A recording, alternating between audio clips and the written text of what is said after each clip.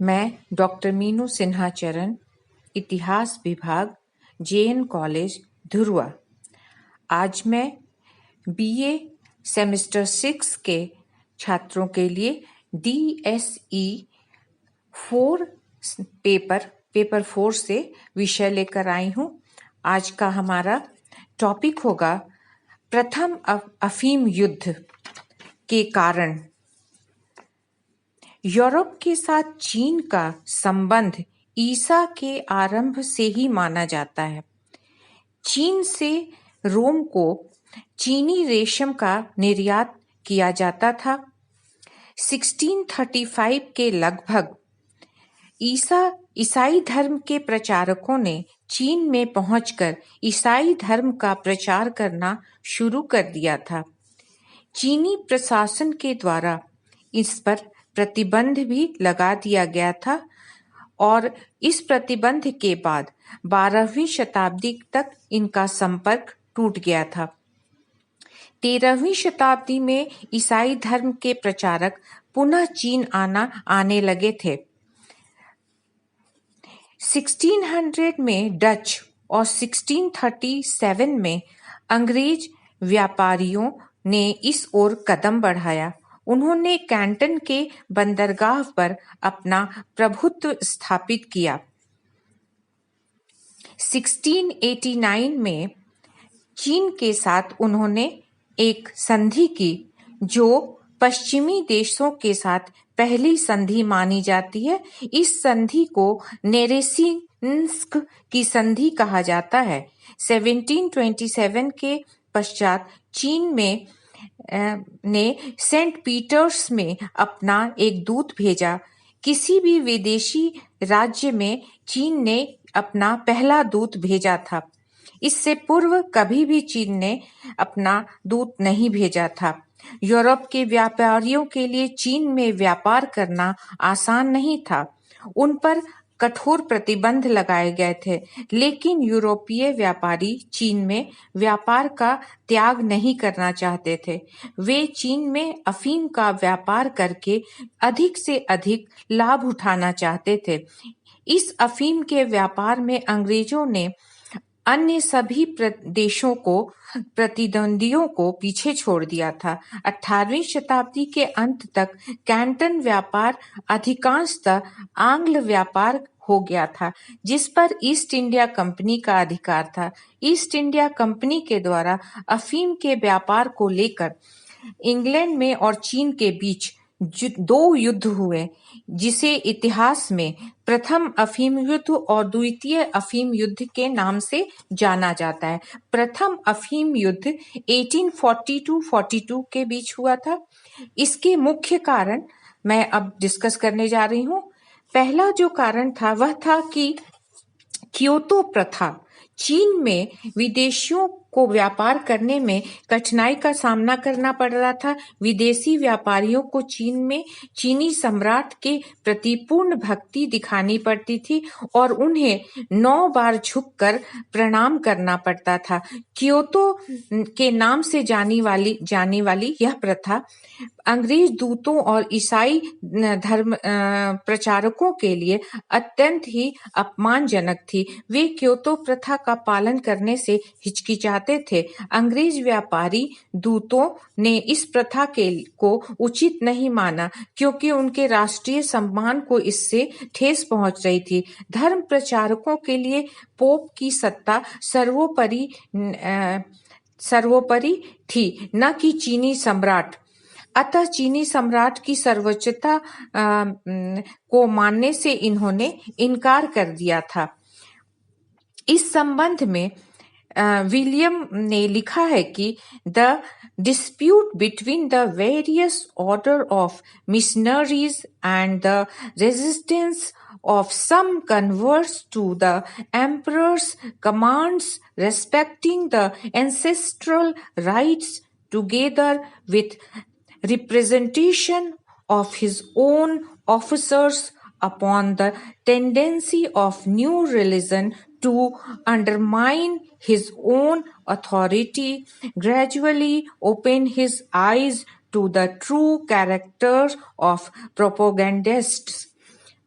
इस संबंध में अंग्रेज जाति इस प्रथा को समाप्त करने के पक्ष में थे, जो चीन कभी भी मानने के लिए तैयार नहीं था। ब्रिटिश जाति का चीनी शासन के प्रभुत्व को नहीं मानना इस युद्ध का एक बहुत बड़ा कारण था। इसके अलावा दूसरा कारण था व्यापारिक विषमता। चीन साम्राज्य में प्रारंभ से ही विदेशी व्यापार एक तरफा था। यूरोपीय वस्तुओं की चीनी लोगों में कोई विशेष आवश्यकता नहीं थी। चीन के साथ व्यापारिक संतुलन स्थापित करने के लिए चीनी व्यापारियों के पास कोई ऐसी वस्तु नहीं थी जिसे वे चीन में बेचकर व्यापारिक संतुलन को कायम कर सके।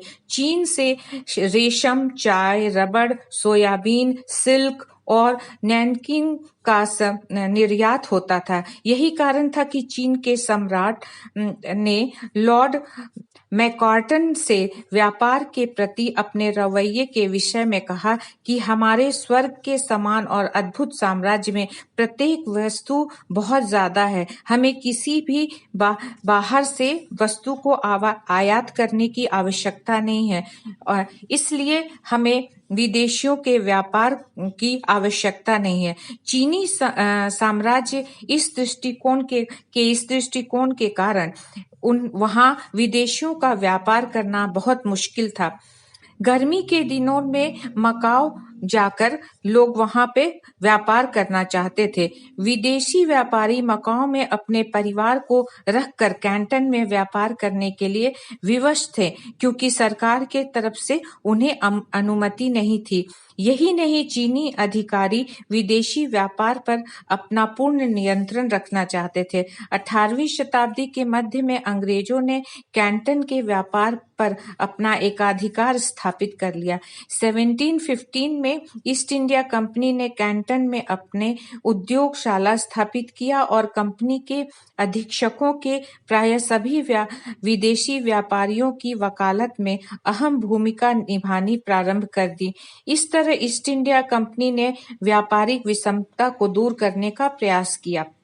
व्यापारिक संतुलन, तीसरा पॉइंट होगा व्यापारिक संतुलन के लिए ईस्ट इंडिया कंपनी का प्रयास। चीन के व्यापार में अपना सिक्का जमाने के लिए अंग्रेजों ने निरंतर प्रयास किया। चीन में वे व्यापारिक संतुलन बनाना चाहते थे। अंग्रेजों ने व्यापारियों से संपर्क बनाकर चीन में अफीम के सेवन के प्रचार पर बहुत अधिक बल दिया। प्रारंभ में उन्हें तंबाकू के साथ अफीम मिलाकर लोगों को मुफ्त में देना प्रारंभ किया और जब चीनी अफीम के आदी होने लगे तो उन्हें शुद्ध अफीम बेचना उन्होंने आरंभ कर दिया। अफीम की मांग चीन में दिन प्रतिदिन बढ़ती जा रही थी, परंतु यहाँ के चीनी अधिकारी विदेशियों के इस नीति को ज्यादा दिन तक चलने देना नहीं चाहते थे। चीन की सरकार भी इससे अवगत हो चुकी थी। 1820 में कैंटन में अफीम के व्यापार को बंद करने का आदेश दिया गया, परंतु चीनी अधिकारियों को जो दस्तूरी मिलती थी उसकी परवाह न करते हुए लिंटिन में अफीम से लदे जहाज को उतारने की अनुमति दे दी। अधिकारियों को स्वविवेक का अधिकार प्राप्त होने से अफीम का आयात रोकना मुश्किल हो गया। इधर चीनी व्यापारी विदेशी व्यापारियों से अफीम चांदी के सिक्कों का भुगतान कर खरीद रहे थे। इससे चीन के चांदी के सिक्के विदेश में जा रहे थे, क्योंकि चीन ने राजकीय भुगतान केवल चांदी के सिक्कों से ही होता था। अतः स्वाभाविक रूप से चीनी प्रशासन को अफीम का व्यापार बंद करने के लिए एक आवश्यक कदम उठाना अनिवार्य था। चौथा मुख्य कारण यह था कि आंग्ल चीनी संबंध। स्वतंत्र ब्रिटिश व्यापार की लंबे समय तक चली आ रही मांग को चीन में ईस्ट इंडिया कंपनी के व्यापारिक एकाधिकार को समाप्त कर स्वतंत्र ब्रिटिश व्यापारियों को भी व्यापार करने की अनुमति दी गई। ब्रिटिश सरकार ने मानते हुए 1834 में कैंटन में ईस्ट इंडिया कंपनी के व्यापारिक एकाधिकार को समाप्त कर दिया। अतः ईस्ट इंडिया कंपनी के अतिरिक्त अन्य स्वतंत्र अंग्रेजी व्यापारी भी वहां आकर व्यापार कर सकते थे। अब ब्रिटेन के प्रधानमंत्री ने कैंटन में मुख्य रूप से एक अधिकारी को नियुक्त कर दिया था। ब्रिटिश सरकार कैंटन के ब्रिटिश व्यापारी हितों के पक्षधर थे। इसका सबसे बड़ा कारण यह था कि इंग्लैंड में औद्योगिक क्रांति हो चुकी थी। अब इंग्लैंड को कच्चे माल और बाजार की आवश्यकता थी। अतः नेपियर ने कैंटन के वायसराय से व्यापारिक संबंध बनाने का प्रयास किया, परंतु चीनी अधिकारी व्यापार को राजनीतिक रूप देने के पक्ष में नहीं थे। 1839 में कैंटन में ब्रिटिश व्यापार के विनिमय का प्रश्न दबा ही रह गया, परंतु 1838 में यह प्रश्न पुनः उठा। कैंटन में चीनी आयुक्त ली तसे सुंग ने विदेशी व्यापारियों को अफीम की पेटियां सौंप देने के लिए बाध्य किया। ब्रिटिश व्यापारियों ने 20,000 अफीम की पेटियां सौंप दी। $60 लाख मूल्य की इस अफीम को समुद्र में फेंक दिया गया। ब्रिटिश व्यापारियों के इस बड़ी राशि का नुकसान होने से वे बहुत नाराज हुए। सरकार अफीम के इस नुकसान की क्षतिपूर्ति चीन से करना चाहती थी और वह चीन में विशेष व्यापारिक सुविधा लेना चाहती थी। अगला कारण यह था कि राज्य क्षेत्राधिकार कैंटन में व्यापार करने के लिए सभी विदेशी व्यापारियों पर चीन की परंपरा के अनुसार चीनी कानून लागू होते थे। अंग्रेज व्यापारी इस नियम से असंतुष्ट थे, क्योंकि इस नियम के अनुसार अंग्रेज अभियुक्त का निर्णय चीनी अदालत में होता था। अंग्रेज व्यापारी चाहते थे कि अंग्रेज व्यापारी अभियुक्त का मामला उनके अपने देश के न्यायालय में हो। इस प्रकार से वे राज्य क्षेत्रातीत अधिकार की मांग कर रहे थे। कोस्टिन के शब्दों में, चीनी अधिकारियों द्वारा फौजदारी मामले की सुनवाई के तरीके से अंग्रेज और अमेरिकी दोनों ही असंतुष्ट थे। वास्तव में न्यायिक मामलों की यह अप्रसन्नता बहुत बढ़ती गई। 7 जुलाई 1879 को नाविकों ने आपसी झगड़े शुरू कर दिए। एक चीनी नाविक की हत्या कर दी गई। चीनी आयुक्त ली ने अंग्रेजी व्यापार के अधीक्षक एलियट को से अभियुक्त को सौंपने की मांग की, लेकिन एलियट ने अपराधी को सौंपने से साफ इनकार कर दिया। अंग्रेजी व्यापारियों को कैंटन और मकाओ से निष्कासित कर दिया। एलियट ने तुरंत कैंटन की नाकाबंदी कर दी और अप्रैल 1840 में ब्रिटिश संसद में चीन के विरुद्ध युद्ध का प्रस्ताव पास कर दिया गया। कैंटन पर अधिकार कर लिया गया। यांग तसी नदी के नाकेबंदी भी कर दी गई। चीनी सेना पर आक्रमण किया गया। सिकायांग पर अंग्रेजों का अधिकार हो गया। अतः विवश होकर चीनियों को संधि के लिए बाध्य होना पड़ा। इस संधि को विश्व के इतिहास में नानकिंग की संधि के नाम से जाना जाता है। नानकिंग की संधि जो 1842 में हुई थी। इस अनुबंधन के अनुसार हांगकांग का द्वीप अंग्रेजों को प्राप्त हो गया। कैंटन, अमाय, फुचाओ, निंगपो, संघाई नामक 5 बंदरगाह ब्रिटिश व्यापारियों के लिए खोल दिया गया। इन बंदरगाहों पर ब्रिटेन अपने वाणिज्य दूत भी नियुक्त करेगा।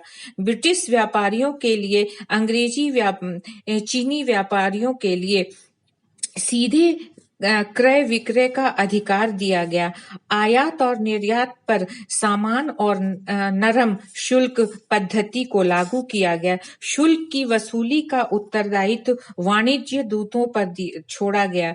चीन ने क्षतिपूर्ति के रूप में $2.10 लाख देना स्वीकार कर लिया। अंग्रेजों के मुकदमे उन्हीं अदालतों में अंग्रेजी कानून के अनुसार चलाने का भी निर्णय लिया गया। इस तरह